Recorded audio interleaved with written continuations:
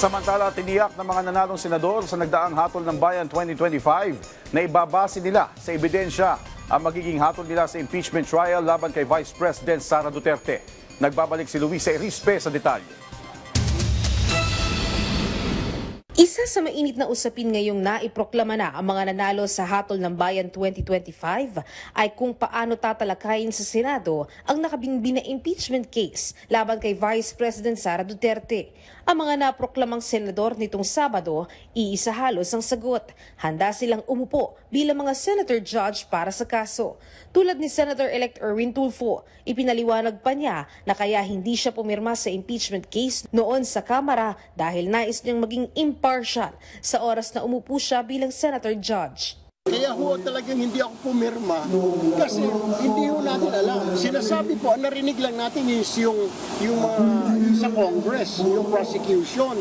Hindi pa natin naririnig yung depensa naman. So, this is the time sa Senate na makikita ko pareho, maririnig ko pareho magpe-present ng kanilang mga pieces of evidence. Ganito rin naman ang binitawang salita ng ilan pang mga bagong halal na senador. Masyado pa umanong maaga para magdesisyon ngayon. Para sa kanila, ebidensya na lang ang dapat pagbasihan sa magiging impeachment trial.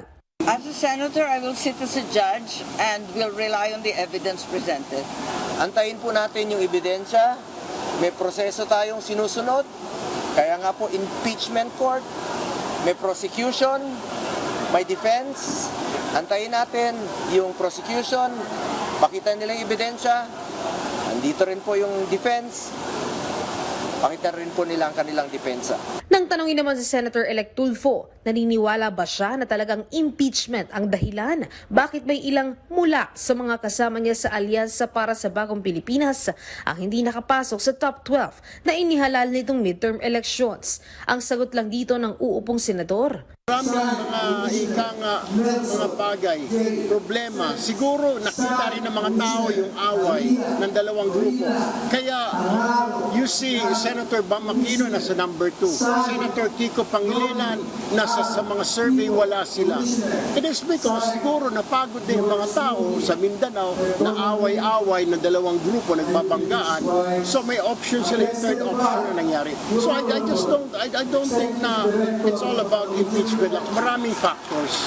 Bukod naman sa impeachment, tila mainit na usapin din kung may uupong bagong liderato ng Senado sa 20th Congress. Si Senator-elect Panfilo Lacson may nakausap na umanong 13 individual na iisa ang nais para sa liderato ng Senado. Collective yan collegial yung Senado. 13 votes will mean a change in the leadership, dahil yun ang nasa rules, di ba? Kung 12 lang, siyempre, retain yung nakaupo. Si Senator-elect Vicente Soto III naman, na naging Senate President na noong 18th Congress, handa umanong tanggapin kung siya ulit ang iuupo ng kanyang mga kasamahan. The important thing is that there are enough numbers to elect a Senate President. If my colleagues will offer me the position, I will gladly accept. Luisa Erispe para sa Pambansang TV sa Bagong Pilipinas.